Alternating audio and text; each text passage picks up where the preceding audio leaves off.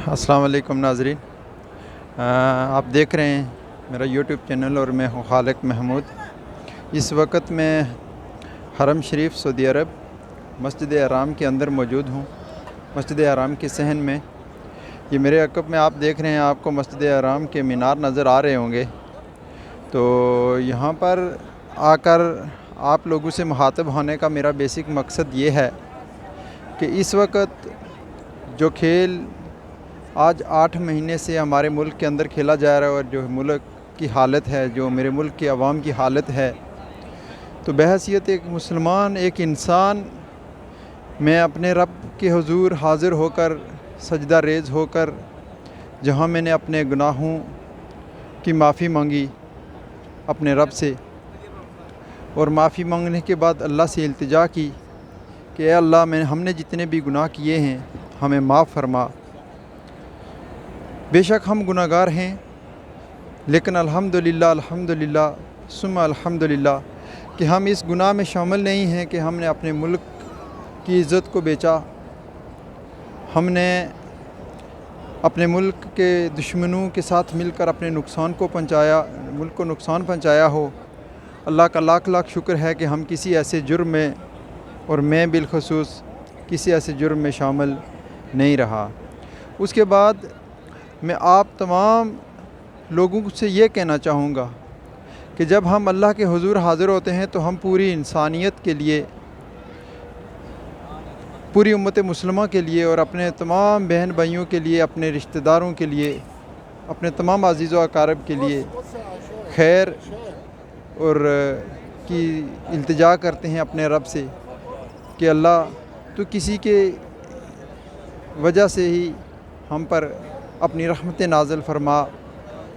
تو رحیم و کریم ہے۔ تو اس میں نے اپنے رب سے بالخصوص اپنے ملک کے لیے جہاں دعائیں کی،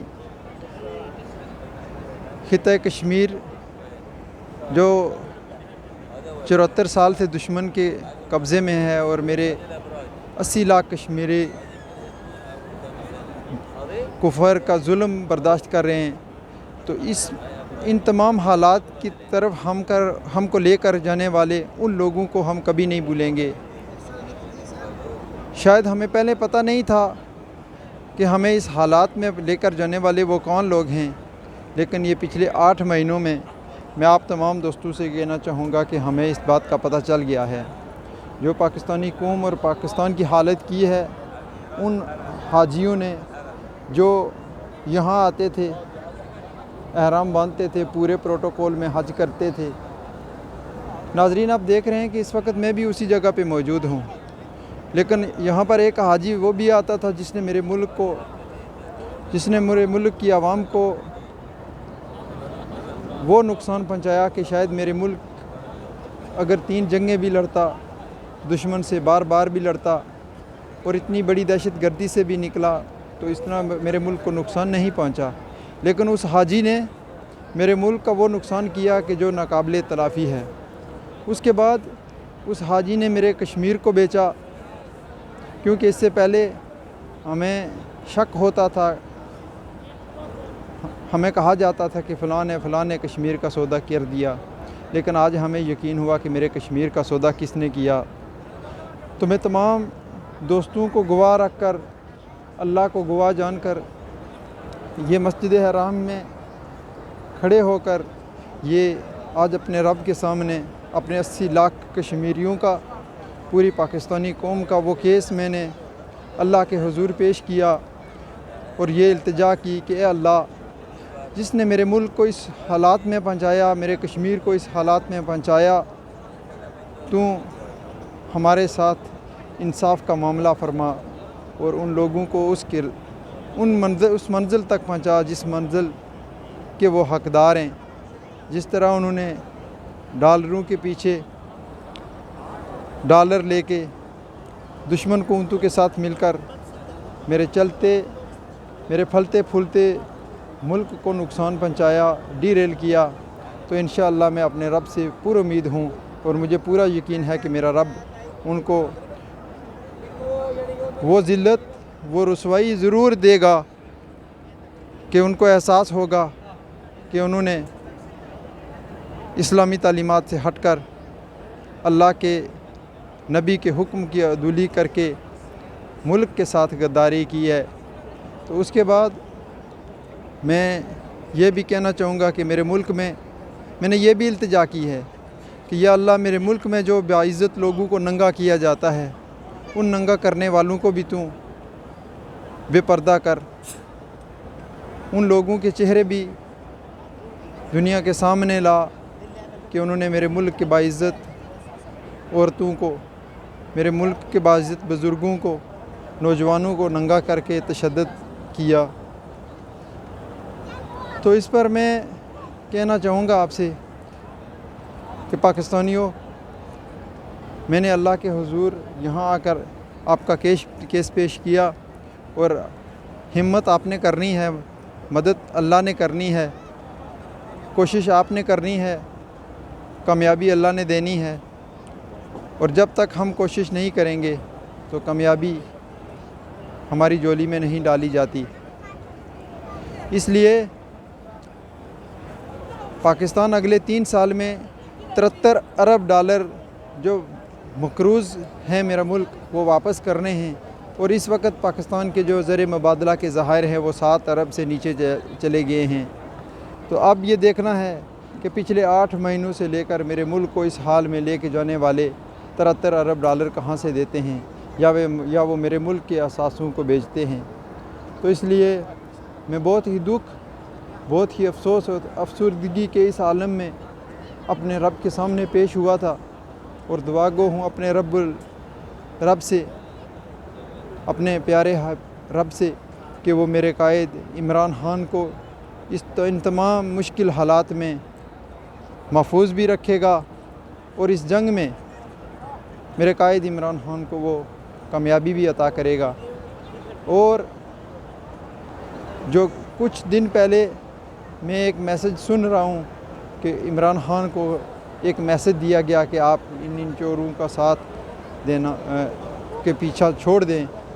ان کو ایکسپوز کرنا چھوڑ دیں، نہیں تو آپ کو نااہل کر دیا جائے گا۔ میں ان قوتوں کو بتانا چاہتا ہوں کہ آپ کی نظر میں عمران خان نااہل ہو سکتا ہے، لیکن وہ ہمارا قائد ہے، اور ہمیں یقین ہے اپنے رب پر۔ یہ آپ دیکھ رہے ہیں مسجد حرام کی پر رونق فضائیں، کہ اس میں ہم کھڑے ہو کر جب التجا کرتے ہیں اپنے دکھتے دل سے، تو یقیناً یہاں مانگی ہوئی دعائیں ہماری کبھی رد نہ ہوئی ہیں، اور انشاءاللہ نہ ہوں گی۔ اس سے پہلے بھی جو مانگا وہ اللہ نے عطا کیا، اور انشاءاللہ اس کے بعد بھی جو مانگا ہے وہ ملے گا۔ یہ جنگ ایک مشکل جنگ ضرور ہے، لیکن میں اپنے رب کی رحمت سے کبھی نا امید نہیں ہوتا، اور میں اپنی قوم سے بھی کہنا چاہوں گا کہ نا امید نہیں ہونا۔ انشاءاللہ یہ کعبے کا رب ہمیں کامیابی ضرور دے گا۔ اور یہاں پر میں جنرل باجوہ کو بالخصوص یہ میسج دوں گا کہ جنرل باجوہ یہاں آ کر ایک بار اس طرح میری طرح ایک ویڈیو بنا کے کہہ دینا کہ تم نے میرے ملک سے غداری نہیں کی، تم نے میرے ملک کے دشمنوں کا ساتھ نہیں دیا، تو میں مان جاؤں گا تمہاری بات۔ لیکن اگر تم خود کی صفائی پیش نہ کر سکے، کیونکہ پچھلے 8 مہینے سے لے کر اب تک جنرل باجوہ کے اثاثے 12 ارب سے اوپر چلے گئے، اور میرے ملک کے اثاثے 22 سے لے کر 16 ارب سے ابھی 7 ارب سے نیچے جا رہے ہیں۔ اب میرا سوال جنرل باجوہ اور پی ڈی ایم حکومت سے یہ بھی ہے کہ ہمیں بتایا جائے کہ ملک کا بچہ مقروض ہے، اور آپ کے بچے ارب پتی کیسے ہوئے؟ یہ سوال ہے ہمارا، یہ بتائیں۔ ملک ہر روز نیچے کی طرف، اور تمہارے بچے اور ان کے پیسے، ان کے بینک اکاؤنٹس ہر روز اوپر جا رہے ہیں۔ تو ہمیں یہ سوال ہمارا بنتا ہے، اور انشاءاللہ ہم ایک دن یہ جنگ جیت کے رہیں گے۔ اور اسی پر میں آپ ان تمام دوستوں سے جو اس وقت مجھے دیکھ رہے ہیں، آپ سے التجا کروں گا کہ دعا بھی کریں اپنے ملک کے لیے، اپنی قوم کے لیے، اس امت کے لیے، کہ اللہ اس امت میں جتنے بھی وہ لوگ جو اس امت سے بھی غداری کرتے ہیں ان کو بھی رسوا کر، اور ان کے ہینڈلرز کو بھی رسوا کر.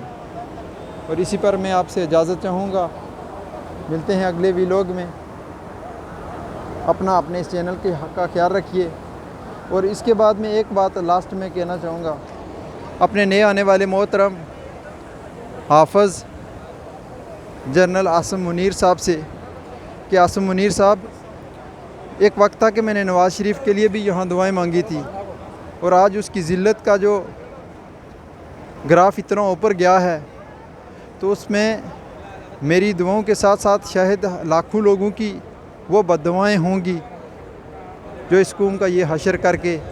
اس ملک سے بھاگا ہے. اس کے بعد جنرل باجوہ جیسے لوگ بھی آئے جو خود کو فرعونیت سے کم نہ تھے، اور ان کا بھی عزت کا گراف آج اتنا بلند ہے. تو اس لیے حافظ عاصم منیر صاحب، کہیں آپ بھی اسی ڈگر پر نہ چلیے کہ کل ہمیں آپ کا بھی یہاں آ کر نام لینا پڑے. انہی الفاظ میں جن الفاظ میں میں نے نواز شریف اور جنرل باجوہ جیسے لوگوں کا نام لیا ہے، تو اس لیے میں آپ سے گزارش کروں گا عاصم منیر صاحب کہ آپ اس ملک کے ایک طاقتور ادارے کے سربراہ بنے ہیں. اللہ نے آپ کو ایک منصب دیا ہے، اور اگر اس منصب کے ساتھ اس طرح ہی آپ کھلواڑ کریں گے تو یاد رکھنا اس کعبے کا رب اور یہ قوم کبھی آپ کو معاف نہیں کرے گی. اسی پر اللہ حافظ. اپنے اس چینل کا خیال رکھیے،